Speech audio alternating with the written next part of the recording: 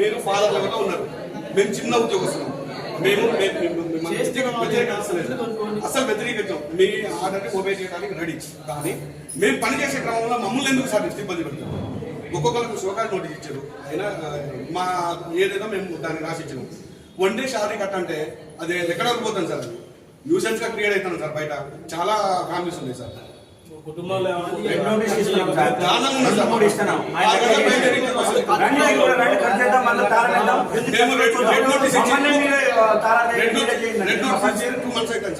ఎవరి మీద యాక్షన్ లేదు. యాక్షన్ చేయకుండా కలెక్షన్ ఎట్లా వస్తుంది సార్? లాస్ట్ 2 months వరకు మమ్మల్ని ఎట్టి జాకెట్ చేయించుకున్నాను సార్. ఈ బిల్ కలెక్టర్ అనేది మా పని మరి చేసుకుంటే వస్తాం సార్. నా పేరు వస్తాం సార్. మా సమస్యలు ఇప్పుడు ఆల్రెడీ ఆడపిల్లల్ని చూడకుండా వాళ్ళకి సోగాలు ఇచ్చారు, తర్వాత మాకు ఇచ్చారు, తర్వాత ఇక్కడ వన్ డే శాలరీ అంటారు. మేము కలెక్షన్ చేస్తూనే ఉన్నాం. ప్రతిరోజు 6 గంటలు 7 గంటలకు పోతున్నాం సార్. సాయంత్రం 7:30 వరకు మేము ఫీల్డ్ మీద ఉంటాను.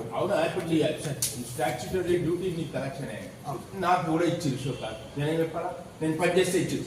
నేనేం చెప్పాలి? నేను ఇక్కడ 12 గంటల ఉండి మా తమ్ముడికి వెళ్తాడంటే నేను వెళ్ళా. ఇమీడియట్లీ వెళ్ళి బస్సులో కూర్చొని మెసేజ్ పెట్టాను.